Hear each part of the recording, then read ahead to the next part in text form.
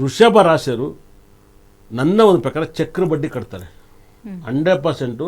ವೃಷಭ ರಾಶಿಯರು 16ನೇ ತಾರೀಕಿಂದ ನೀವು ಬರ್ದಿಟ್ಟು ಕೇಳಿ, ಕಣ್ಣೀರಲ್ಲಿ ಕೈ ತೊಳಿತಾರೆ ಒಂದು ತಿಂಗಳಲ್ಲಿ ಹೇಗೆ ಅಂದರೆ, ಯಾರೆಲ್ಲ ಗಂಡ ಮದುವೆ ಆಗ್ಬೇಕಾದ್ರೆ 20 ವರ್ಷದ ಒಳಗಡೆ ಹುಡುಗಿ 30 ವರ್ಷದ ಹುಡುಗನ್ನ, 25 ವರ್ಷದ ಹುಡುಗನ್ನ, 18 ವರ್ಷದ ಹುಡುಗನ ಮದುವೆ ಮಾಡ್ಕೊಂಡಿರೋದು. ಇವಾಗ ಬಂದಾಗ ಹುಡುಗಿಗೆ ಒಂದು 40 ವರ್ಷ ಇರುತ್ತೆ, ಗಂಡನಿಗೆ ಒಂದು 50 ವರ್ಷ ಇರುತ್ತೆ, ಆಜುಬಾಜು ಆಗಿರುತ್ತೆ.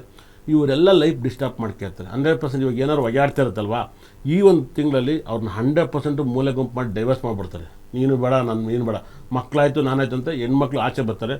ಈ ಕರ್ಮದಲ್ಲಿ ಎಷ್ಟೋ ಜನ ಗಂಡಸು ಇವತ್ತು ಈ ಸರಿ ಡಿಸ್ಟರ್ಬ್ ಆಗ್ಬಿಡ್ತಾರೆ 100%. ಯಾರು ಸೇಮ್ ಏಜ್ ಮದುವೆ ಆಗದಲ್ಲೇ ವೃಷಭ ರಾಶಿಯರು ಚಕ್ರ ಬಡ್ಡಿ ಕಟ್ತಾರೆ, ಬಡ್ಡಿ ಚಕ್ರ ಬಡ್ಡಿ ಕಟ್ತಾರೆ. ಯಾಕಂದರೆ ಕುಜಗ್ರಹ ತುಲಾ ರಾಶಿಗೆ ಬಂದು ಅವನ ರಾಶಿಗೆ ದೃಷ್ಟಿ ಬೀಳುತ್ತೆ, 8ನೇ ಮನೆಗೆ ದೃಷ್ಟಿಯಾಗಿ ಬೀಳ್ತಾನೆ. ಅದೇ ಥರ ಶನಿ ದೃಷ್ಟಿ ಬೀಳುತ್ತೆ, 10ನೇ ಮನೆಯಲ್ಲಿ ರಾಹುಗ್ರಹ ಇರ್ತಾನೆ, 4ನೇ ಮನೇಲಿ ಕೇತು. ನೀವು ಗುರು ಒಂದು ದುಡ್ಡು ಕೊಡ್ಬೋದು, ಬೇರೆ ಗ್ರಹಗಳು ಕಿತ್ಕೊಂಡು ತಿಂತವೆ. ಬೇರೆ ಗ್ರಹಗಳು ಹೆಂಗಂದರೆ ಕಿತ್ಕೊಂಡು ತಿಂತವೆ. ನೀವು ಬರೆದಿಟ್ಟು ಕೇಳಿ, ವೃಷಭ ರಾಶಿಯರು ದಯವಿಟ್ಟು ನಿಮ್ಮ ಲೈಫಲ್ಲಿ ಹೇಳ್ತೀನಿ ಕೇಳಿ, ಬಿಲ್ಡಿಂಗ್ ಮೇಲಿಂದ ಬಿಸೋದೋಗ್ಬಿಡೋದು, ಆಕ್ಸಿಡೆಂಟ್ ಆಗಿಬಿಡೋದು, ಹಾರ್ಟ್ ಅಟ್ಯಾಕ್ ಆಗೋದು, ಮತ್ತು ಶಾಕಿಂಗ್ ನ್ಯೂಸ್ ಆಗೋದು.